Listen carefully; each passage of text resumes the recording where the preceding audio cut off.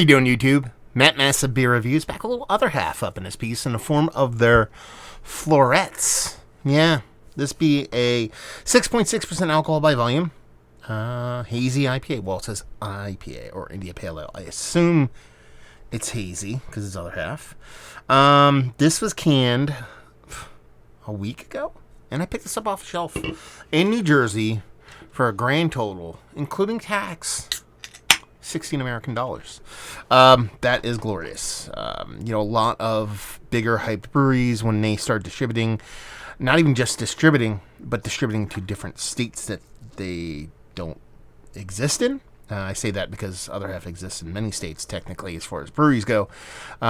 Price point tends to be quite high. I'm looking at Equilibrium as a kind of marking post for that. This is a 6.6% alcohol by volume IPA. These guys are located in multiple locations, but Brooklyn is one of them.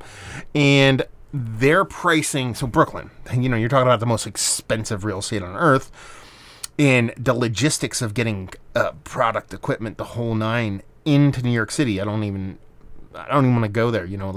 When we have to send product from my company to Long Island, so you have to go through Staten Island or you have to go through Manhattan through a trucking company, they automatically just charge you an extra $300 just to drive through the city because it costs that much. They can make this beer and have it be profitable at $16. Whereas Equilibrium, this beer would be in the state of New Jersey, would be kind of around $22 to $23.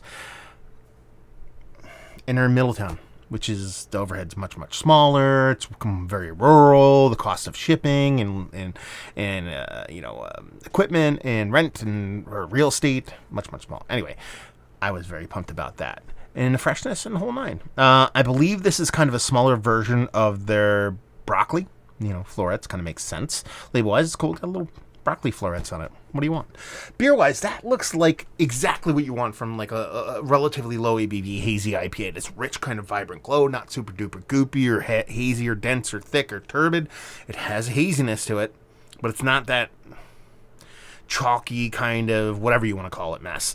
Not much of a head on it. That'd be more this guy pouring it than the beer itself, but I'm not expecting a gigantic head on the beers like this to begin with. Give it a swirl, see what comes back. Looks quite nice. So yeah, looks the part of a nice, vibrant, punchy hazy. Let's get a nose.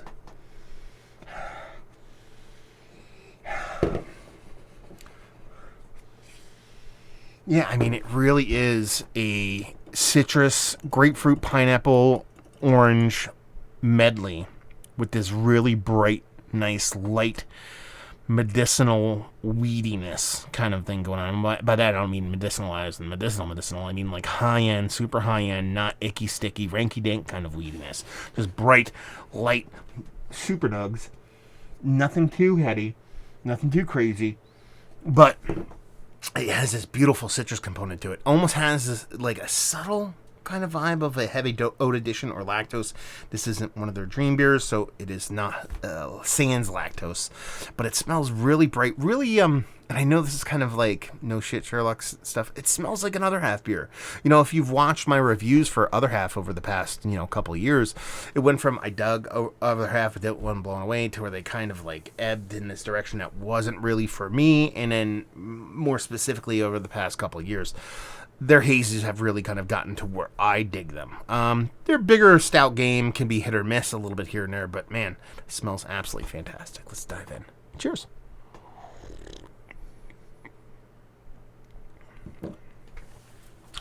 That's great. Not thick, not dense, not thin. Nice, drinkable, soft, kind of silky kind of mouthfeel.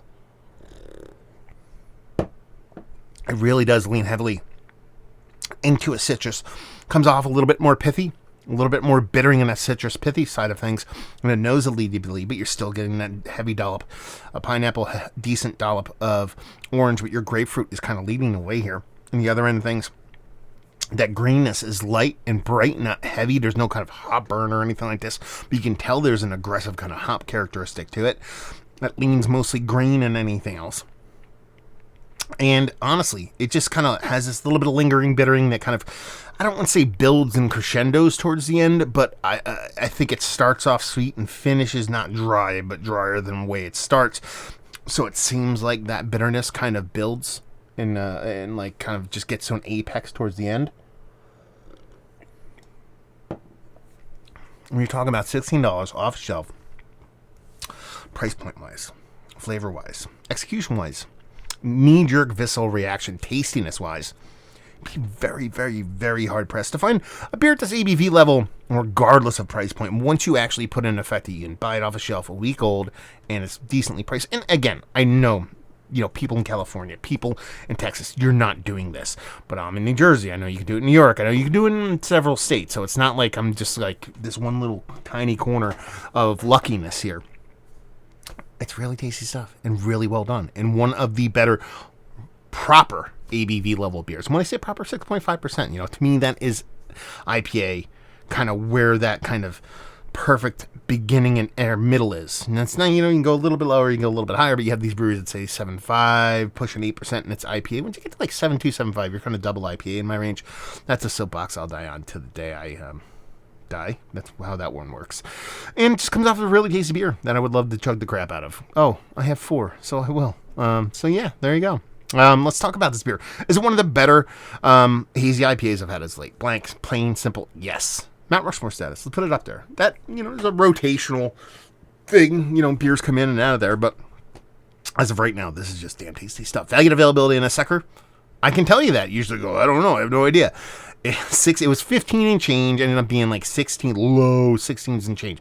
$16 American, off a shelf, in New Jersey all day with this, and leave you with, if you're like, well, we like this beer. I mean, if you like not super high octane hazies and you want top echelon Mount Rushmore level stuff, this is it. I mean, you're going to be really hard pressed. Is there better ones in the history of 6.5% hazies? Sure. Yeah. I'm looking at you, Fox Farm. I'm looking at a couple breweries, but few and far between. You know what I mean? So as of right now, something off the shelf, I doubt you'd be able to find it better. Even just non-shelfy stuff. This is up there. So there you go. Review in a box. Hopefully you guys enjoyed it. Down there if you want to talk about it. Massive Beers if you want to check me out doing the social media stuff. Beer Massif. Podcasting stuff. Hopefully you guys enjoyed the review.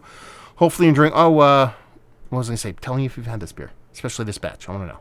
Hopefully you guys enjoyed the review. Hopefully enjoying a little Florets right now. Hope to see you next time. Cheers.